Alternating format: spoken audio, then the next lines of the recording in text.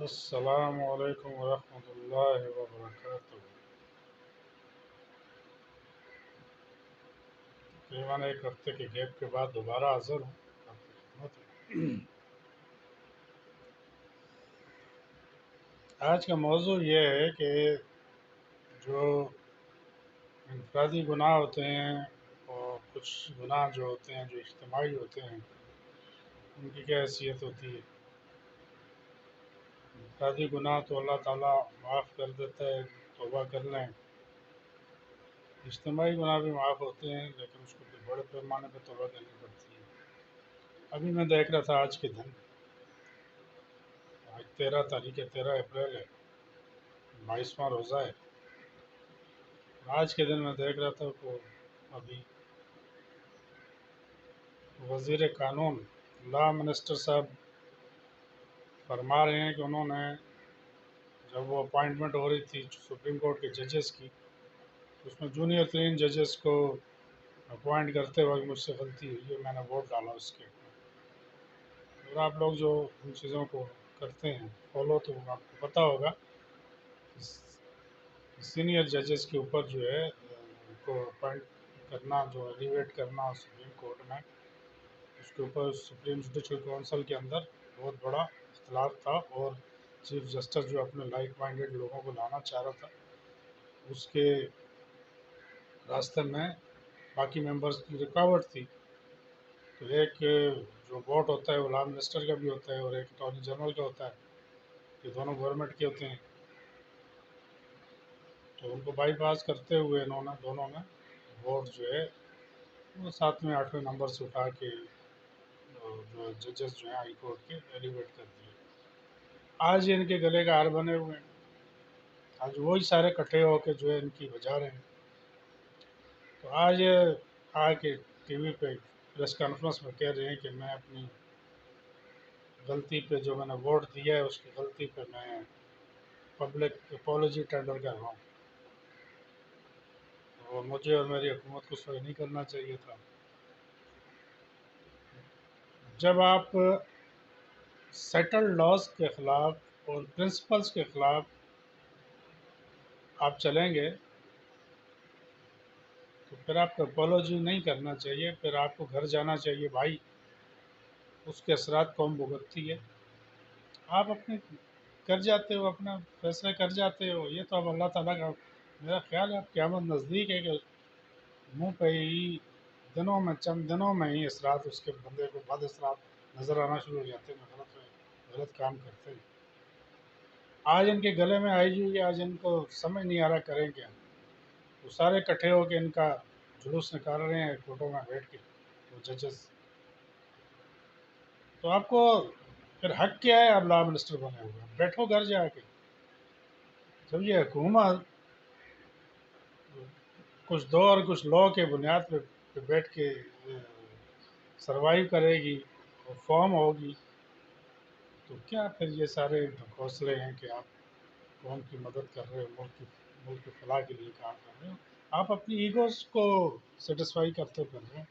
ہر بندہ لگا ہوا اپنی ایگوز پہ، وہ جو جس کا کام ہے انصاف کرنا وہ بھی اپنی ایگو سیٹسفائی کر رہا ہے، وہ جو پارلیمنٹ میں بیٹھا ہوا ہے وہ اپنی ایگو سیٹسفائی کر رہے ہیں۔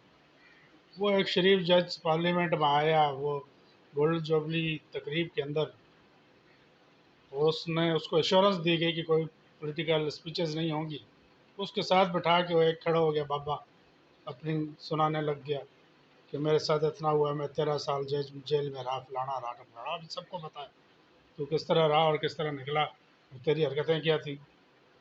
تو اتنا معصوم تھا کہ تو ٹکٹ سنیما کے بیچتے بیچتے تو جو ہے ارب پتی ہو گیا، تو اس کا جواب کوئی نہیں ہے تیرے پاس، اور تو کہانیاں کے رنگ گنا رہے ہو شریف جج کو بٹھا کے سامنے۔ اس کا بیٹا داستانیں سنا رہا ہے 20 22 سال کی عمر میں، چودھری بن گیا پورے پاکستان کا۔ خاندانی تم لوگوں نے اپنے یہ وراثت بنائی ہوئی ہے ملک کو، اسی طرح دوسروں کا یہ حال ہے، نون لیگیوں کا روز داستانیں کرتے ہیں، اور یہ جو فیصلے کیے جونیئر ترین ججز کو ایلیویٹ کر دیا گیا، 7ویں نمبر سے 6ٹے نمبر سے اٹھا کے اوپر آپ لے آؤ، اس کے بعد آپ کہو کہ جی آپ کی یہ غلطی ہو گئی۔ غلطی نہیں ہو گئی، سزا بھگتو اس کی، تم بھگتو سزا، قوم بھگتتی ہے. جو وقت ہوتا ہے اس وقت غلط فیصلہ کر دیتے، اس وقت خدا نہیں یاد آتا، اس وقت نہیں یاد آتا کہ یہ کیا ہو رہا ہے. اس وقت اپنے ذاتی انٹرسٹ چھوٹے چھوٹے جو ہے سامنے رکھے ہوئے ہوتے ہیں. اب میں اپنے ادارے کی طرف آتا ہوں. یہاں بھی پرنسپلس کو، سیٹل لاز کو اور اسٹینڈنگ انسٹرکشنز کو، بائی لاز کو وائلیٹ کرتے ہیں تو کتنے بڑے امپیکٹس آ رہے ہوتے ہیں. ایک مثال دیتا ہوں، آج ویڈیو میں اپنی لمبی نہیں کروں گا. جو ہمارا پالیسی ہولڈر سروسز ڈپارٹمنٹ ہے، اس میں نیا بزنس ظاہر ہے انڈر رائٹ ہوتا ہے. جب وہ اپروو ہو جاتا ہے تو اس کے بعد اس فائل چلی جاتی ہے اور اس کو پالیسی ایشو ہو جاتی ہے. اور وہ اس پالیسی کانٹریکٹ کے اندر واضح طور پہ لکھا ہوا ہے، ایک کلاز ہے پوری واضح طور پر پرنٹڈ. وہ آپ سمجھ لیں کہ اس پریمبلس کا حصہ ہے، اس پالیسی کے کانٹریکٹ کے. فری لک پیریڈ ہے. فری لک پیریڈ کیا ہوتا ہے کہ میری پالیسی ہوگی، میں نے پیسے دے دیے، پالیسی بن گئی، 14 دن تک میرے پاس اختیار ہے میں بغیر وجہ بتائے پالیسی کینسل کرا لوں اور اپنے پیسے واپس لے لوں. یہ مجھے اس کانٹریکٹ کے تحت یہ پرمیشن ہوتی ہے. ٹھیک ہے، ہم کیا کرتے ہیں، جاتی ہے، میں نے اپلیکیشن دی، پالیسی واپس ہو گئی، ریووک ہو گئی، اس کو پیسے دے دیے. لیکن یہ کیا کرتے ہیں، اور اس وقت تک فری لک پیریڈ جب تک گزر نہ جائے، مارکیٹنگ فورس جو ہے جو بزنس ہے اس کا کمیشن ریلیز نہیں ہونا چاہیے. اس کا کمیشن ریلیز ہو گیا، یہ اس کو دے دیا تو وہ جو بزنس ہوئے ہی نہیں اس کا کمیشن کیسے چلے گا. دے دیتے ہیں. اچھا کیوں دیتے ہیں؟ یہ باہر کسی کو نہیں پتہ چلے گا، کسی ایجنسی کو نہیں پتہ چلے گا. میں بتاتا ہوں، منتھ اینڈ پہ، ایئر اینڈ پہ اسی پیسے کو رول کیا جاتا ہے. تو ریبیٹ کے تھرو دوسرے کمیشن 60-70، پہلے تو 80%، مور دین 80% چلا جاتا تھا کمیشن میں. اور وہ وہاں سے اسی پیسے کو نکالتے ہیں، اسی پیسے کو پھر کوئی ڈمی پالیسیاں بناتے ہیں اپنے ٹارگٹ پورے کرنے کے لیے. وہی پیسہ پھر پالیسی بنی، پھر اس میں سے 80 نکلا، پھر بنی. ابھی چونکہ وہ کٹ آف ڈیٹس کے اندر اندر سارا بزنس جو ہے وہ فائل کرنا ہوتا ہے. اچھا، اب آ جائیں، اس کے اوپر ایک بہت بڑا کیس بنا لاہور کے اندر، جس میں نے انکوائری بھی کی تھی.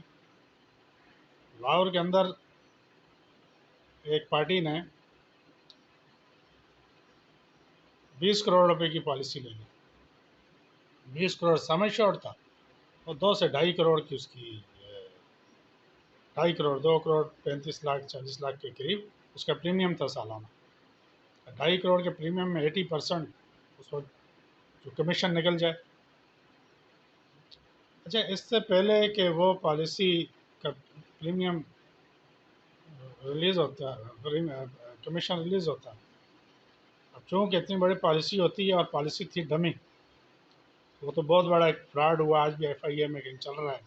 سارے جتنے بھی جگادڑی ہیں، میں نے کہا نا، جنہوں نے سزائیں معاف کر کے کوئی ڈویژنل ایڈ لگ کے کچھ کیا، وہ ان کیسز کے اندر وہ جو ہے نامینیٹڈ ہے، اور ان کیسز میں ایکیوزڈ ہیں سارے. وہ ہماری زونل کمیٹی نے انڈر رائٹ نہیں کیا، ریجنل کمیٹی نے انڈر رائٹ نہیں کیا، بائی پاس کرتے ہوئے ڈویژن کو بھیج دیا. ڈویژن میں بھی پریشر ڈال کے، اس کے پیچھے بھی وہ فائنینشیل ڈائریکٹر تھا، فائنینس ڈائریکٹر. اس وقت وہ ڈویژنل ہیڈ مارکیٹنگ ہوتا تھا. اس نے پریشر ڈال کے اس کو، وہ ری انشورنس کا کیس ہے جی، ری انشورنس کمپنی کا کام ہے اس کا ایویلیویٹ کرے رسک. کیونکہ اس زمانے میں فنکشنل ہیڈ ہوتا تھا پالیسی ہولڈر سروسز کا، اور زونل انڈر رائٹنگ کمیٹی کا میں کنوینر تھا. مجھے پتہ تھا رولز کیا ہیں.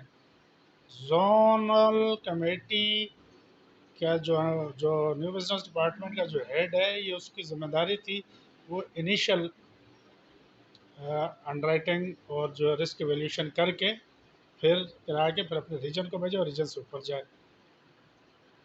اس نے نہیں کرایا، وہ بھی انہیں کے کرونیز میں سے تھا. بڑے چودھری تورم خان بنے ہوئے تھے کمیٹی میں. جب مجھے انکوائری کے لیے بھیجا تو میں نے کہا بھائی آپ نے کیوں نہیں کیا؟ اچھا، وہ میرے زون سے ہی گیا تھا، ڈاکٹر تھا، میرے زون سے ہی گیا تھا یہاں سے. وہ میری کمیٹی میں ہوتا تھا کہ نہیں نہیں یہاں تو پریکٹس نہیں ہے، یہاں کرنا نہیں ہے، یہاں تو ڈائریکٹ چلا جاتا ہے۔ ری انشورنس کا کام تھا، ری انشورنس والے نے اس کی رسک ویلیویشن اس نے دیکھنی تھی، اور رسک جو دو طرح سے ایویلیویٹ ہوتا ہے، ایک میڈیکلی اور دوسرا فائنینشلی، دونوں میں وہ بندہ فیل تھا۔ اور اس کو ہمارا جو ایک سی ایم اے ہوتا ہے، چیف میڈیکل ایڈوائزر ہوتا ہے، وہ ریٹرنرشپ پہ رکھے ہوئے ہوتے ہیں، آؤٹ سائڈر میڈیکل ڈاکٹرز ہوتے ہیں ایکسپیرینس، اس نے اس کو ڈکلائن کیا ہوا تھا کہ اس کا رسک اتنا ہائی تھا، پالیسی ڈکلائن کی ہوئی تھی، میڈیکلی بھی وہ ڈکلائن تھا، وہ لیٹر ڈکلائنیشن کا لیٹر بھی نہیں دیا، اور دوبارہ اس کو کٹاکیا کر کے بھیج دیا ہیڈ آفس، ہیڈ آفس سے کر دیا گیا۔ اب ہیڈ آفس والوں سے میں نے کہا جب ہوئی تو دوسرے دو ممبر تو میرے اس پالیسی ہولڈر سروس ڈپارٹمنٹ کے نہیں تھے، تو وہ اکاؤنٹ کے تھے اور پرسنل کے تھے، تو ان کو اتنا نہیں پتا تھا، تو میں نے کہا بھائی یہ کیسے ہو گیا؟ وہ جو آفیسر یہاں سے گیا تھا ڈاکٹر، میں نے کہا وہاں تو بیٹھ کے ہم کرتے تھے 1 کروڑ سے اوپر جتنا ہوتا تھا، تو وہ تو ہم ریجن سے بھی کراتے تھے، ڈویژن سے بھی کراتے تھے، پھر اس کے بعد وہ آگے جاتا تھا۔ اور یہ رول ہے، یہ لکھے ہوئے ہیں سیڈنگ کمپنی کی پرائمری رسپانسبلٹی ہے کہ اس کا رسک ایویلیویٹ کرے گا۔ اور پتہ ہی ہے چلا جناب کہ وہ جو فائنینشیل ڈاکومنٹس ساتھ میں لگائے گئے تھے وہ سارے جعلی تھے۔ تو اگلے نے کہے کہ میرے اتنے بینک اسٹیٹمنٹ، اور وہ جو ایس آر تھا وہ بینک کا ملازم تھا، اور اس نے بینک کی ویب سائٹ سے وہ مرجنگ پرجنگ کر کے فیک ڈاکومنٹ، فیک ایک سائٹ سے نام ڈال کے اس کا وہ بینک اسٹیٹمنٹ نکال کے ان کو لگا دیا، جب وہ چیک ہوئے تو پتہ چلا وہ فیک ہے۔ اچھا، اس ساری خیر کہانی تو آگے چلتی رہی، سب کچھ ہوا۔ جب یہ چیز میں نے بھیجی اور اس انکوائری کے دوران پتہ چلا، وہ ایک سیلز مینیجر تھا جس کو کمیشن بھی ریلیز کر دیا گیا، جب یہ چیز ہائی لائٹ ہو گئی کہ یہ فیک پالیسی ہے اور یہ اپروو تو ہو گئی ہے، تو امیجیٹلی ہیڈ آفس نے بھیجا کہ جی اس کو کینسل کیا جائے اور اس کی کمیشن کسی کو ریلیز نہ کیا جائے۔ اس کے باوجود کمیشن ریلیز کر دیا، جس ایس ایم کو، سیلز مینیجر کو کمیشن ریلیز کیا، اور کمیشن میں بتا رہا ہوں 60 سے 65 لاکھ روپے کا کمیشن، 60 سے 65 لاکھ صرف ایس آر کا، باقی آپ 2 کروڑ 40 لاکھ کا آپ لگائیں، 80% کتنا ہوتا ہے؟ تقریباً 160 170 1 کروڑ 70 لاکھ سے زیادہ کمیشن ہو جانا تھا۔ اس ایس ایم کو جو ہے وہ 14 لاکھ سے اوپر کا کمیشن تھا، اور ریلیز کرا دیا۔ میں نے پوچھا بھائی جب ہیڈ آفس نے کہا ہے کہ نہیں ریلیز کرنا، کیوں کیا ہے؟ جبکہ فری لوک پیریڈ بھی اس کے اندر ہے، سب کچھ ہے، اور پالیسی بھی غلط ایشو ہوئی ہے، ڈکلائن ہوئی پالیسی تھی، نیچے انڈر رائٹ نہیں ہوئی ہے، کچھ نہیں ہوا، چیک نہیں کیا کوئی چیز، ویریفائی نہیں کیا ڈاکومنٹ، اوپر بھیج دیے، کمیشن کیوں ریلیز ہوا ہے؟ کہہ لیں جی وہ تو یہ تو سم جو ہے اس کا تو تعلق تھا اس جو مارکیٹنگ کا جو ڈویژنل ہیڈ تھا، جو بعد میں جو فائنینشیل ڈائریکٹر فائنانس بنا، جس نے میرا کیریئر کو تباہ برباد کیا بعد میں نہیں باتوں کی جیسے، وہ اس کا جاننے والا تھا، اس نے کراچی بلایا کہ اس کو جو ہے، کیونکہ وہ اس کے چینل کے اندر اتنی پالیسی کو جو ہے وہ اٹیچمنٹ بھی تھی دوسرے چینل سے، اس بندے کو لا کے ادھر دوسرے چینل میں اٹیچ کرنا تھا، زونل ہیڈ کے پاور میں نہیں تھا، وہ بائی ایئر نکلا، انہیں اسی ڈیٹ میں بائی ایئر گیا، ایک دن میں وہ پاور لے کے وہاں سے واپس آیا، زونل ہیڈ کو پاور دلا کے اپنا اس چینل میں اپنے آپ کو کیا جس چینل سے اس کو پورے ملنے تھے پیسے، اور اس کو ریلیز کرا دیا گیا۔ اور جو زونل ہیڈ اس کو ریلیز کر رہا ہے پیمنٹ، وہ کہہ رہا ہے کہ جب ہم تم سے مانگے نا پھر دے دینا واپس، وہ پھر واپس نہیں ہوئے وہ پیسے۔ تو یہ بیسک پرنسپلس کو جب آپ گیون اسٹینڈنگ انسٹرکشنز کو فالو نہیں کرتے تو امپیکٹ کیا پڑتا ہے؟ وہ آج تک چل رہا ہے کیس، بعد میں وہ موصوف فرمانے لگے اس میں ادارے کو کیا نقصان ہوا ہے، ادارے کا بیڑا غرق کر دیا تم نے، نقصان کیا ہوا ہے؟ اس کے بعد سے وہ 6 سال تک کیس چل رہا ہے، کروڑوں روپیہ لوگوں کے آنے جانے، ڈی اے اور وکیلوں کی فیسوں پہ لگ گیا، اور جو ورکنگ آورز ہزاروں جو آپ کے ضائع ہو رہے ہیں، وہ نقصان نہیں ہے کوئی بھی، جو ریپوٹیشن آپ کی خراب ہو رہی ہے، جو ایک ارریگولر پریکٹس آپ پرموٹ کر رہے ہو۔ تو اس کے نتیجے میں ہوا یہ کہ میری اس انکوائری رپورٹ کو اسکویش کرا دیا اس نے. وہ تورم خان تھا، اوپر سارے للے تللے بیٹھے ہوتے ہیں، ان کو پتہ ہی نہیں ہوتا ٹیکنیکلٹیز کا. کویش کرا دیا اور کہا جی کہ یہ چیزوں کو جو ہے یہ اوور اسٹریچ کرتا ہے. نئی انکوائری بٹھائی. خیر نئی انکوائری میں تو اتنی زیادہ چیزوں کو اسٹیبلش کر چکا تھا، ڈاکومنٹس ہو گئے تھے، نئی انکوائری نے بھی اس کو اسٹیبلش کیا. اور اس میں اور جو ڈویژن تھا، اس ڈویژن کے اوپر بھی لگا کہ یہ میرا اپنا ڈویژن تھا. میں نے کہا کیسے انہوں نے کر دی اس کو بھائی؟ وہ جی یہ تو ٹریٹی ہے ہماری انشورنس ری انشورنس کی. میں نے کہا ٹریٹی بھیجو، بھیجے نا. ٹریٹی جب پڑھی تو اس میں لکھا ہوا تھا پرائمری رسپانسبلٹی ہے یہ سیڈنگ کمپنی کی، جو کمپنی اس کا بزنس لیتی ہے. ری انشورر کی یہ ذمہ داری نہیں ہے. پرائمری رسک ایویلیویشن کی ذمہ داری آپ کی، آپ نے کرنا ہے. اور اس کے نتیجے میں کوئی لیٹیگیشن آتی ہے، پالیسی لیپس ہوتی ہے، اس کے نتیجے میں جو بھی نقصان ہوں گے وہ انشورنس کمپنی ری انشورنس اس کی ذمہ دار نہیں ہوگی. یہ کہہ رہے نہیں. اس طرح آنکھوں میں دھول جھونک کے اس طرح کیا جاتا ہے اور تباہ و برباد کر دیتے ہیں ادارے. اور وہ سارے پروموٹ ہوئے یار، سارے اس وقت بیٹھے ہوئے ہیں. اس کے بعد پتہ نہیں ہزاروں. میں تو 2.5 سال سے تو میں نے اب ان کی شکلیں ہی نہیں دیکھی، نہ میں اس ادارے میں گیا ہوں واپس، جس میں 35 سال میں نے گزارے تھے. خون اپنا دیا، اپنا کیریئر داؤ پہ لگایا. افسوس اس بات کا نہیں ہے کہ میں تباہ ہوا، برباد ہوا. افسوس اس بات کا ہے کہ ان ساری قربانیوں کا کوئی ادارے کو بھی فائدہ نہیں ہوا. تو اس قوم اور ملک کے بھی کو کچھ کام آ سکتا تھا وہ چیز، وہ بھی نہیں ہوا. اسی طرح ہو رہے ہیں. اور اس کا میں نے بتایا اوپر نیشنل لیول پہ کیا ہو رہا ہے. بڑے ڈٹائی سے کہہ دیں گے کہ ہم سے غلطی ہو گئی ہے. کوئی اور ملک ہو نا، چائنا جیسا ملک ہو، کوریا جیسا ملک ہو، فائرنگ اسکواڈ کے سامنے کھڑا کیا جائے. مسلمان ملک کے اندر بیٹھ کے تم جو اجتماعی غلطیاں کر رہے ہو، اس غریب قوم کا جس کو ایک ایک پیسہ جو ہے جس کا مشقت اور محنت کے ساتھ اور خون پسینے سے ٹیکس میں دیا ہوا تھا، اس میں بیٹھ کے یشیاں کرتے ہوئے کہتے ہو غلطی ہو گئی. تم اس قابل ہو گے تم منسٹر بنو، اس قابل ہو گے اس سیٹ پہ بیٹھ کے تم کام کرو.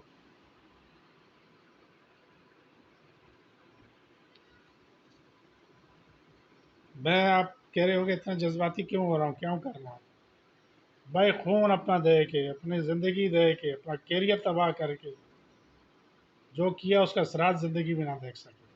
ایک ہی تمنا تھی زندگی کی، ایک ہی تھی کہ یا اللہ مرنے سے پہلے وہ انوائرمنٹ دکھا دے کہ جس کے اندر انصاف ہو رہا ہو. اس سے اسلامی جمہوریہ پاکستان میں ایک دفعہ دکھا دے، اس کے بعد پھر کوئی اس کا بینیفٹ ہمیں نہ ہو، کچھ بھی نہ ہو. لیکن نظر آ رہا ہو کہ یار سستا انصاف دہلیز کے اوپر ہو رہا ہے. یہ ججز بیٹھے ہوئے ہیں. اسلام آباد ہائی کورٹ میں نے ایک کیس فائل کیا جب میرے ساتھ زبردست زیادتیاں ہو رہی تھیں. تو یہ جو آج ترم خان بنے ہوئے ہیں سپریم کورٹ میں ایلیویٹ ہو گئے ہیں، جسٹس عطر من اللہ صاحب، اس نے اس پہ لکھا کہ یہ سندھ ہائی کورٹ میں کیوں نہیں جاتا. ٹیریٹوریل گراؤنڈس کے اوپر اس نے جو ہے ڈسکس کر دی پٹیشن میں، جبکہ اس کی ہی عدالت کے اندر 5,000 کیس سندھ کے چل رہے تھے. وہ فیصل واوڈا نیشنل اسمبلی سے کراچی سے الیکٹ ہوا، اسلام آباد ہائی کورٹ نے اس کو اسٹے دے دیا. ہزاروں کیس ایسے ہیں جس کے اندر ابھی نیشنل اسمبلی کے کیسز سندھ اسمبلی نے بحال کر دی. کوئی جرم کاز آف ایکشن رائز ہوتا ہے بلوچستان میں، لاہور ہائی کورٹ اس کے اوپر اسٹے دے کے بیٹھ جاتی ہے. میرے کیس میں انٹرا کورٹ اپیل کی. یہ جو آج بیٹھا ہوا چیف جسٹس، انہوں نے کہا نہیں آپ جائیں. سپریم کورٹ اب میں گیا، 2 سال لے کے بیٹھ گئے.